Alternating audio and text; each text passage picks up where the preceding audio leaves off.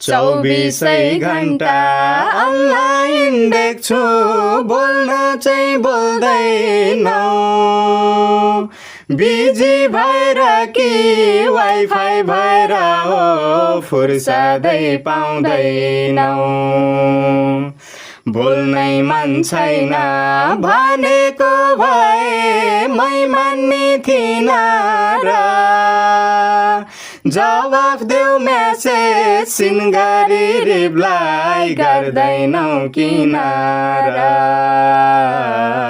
बोला माया बोल्ने काम गर, नबोल्ने अनफ्रेन्ड या ब्लक गर।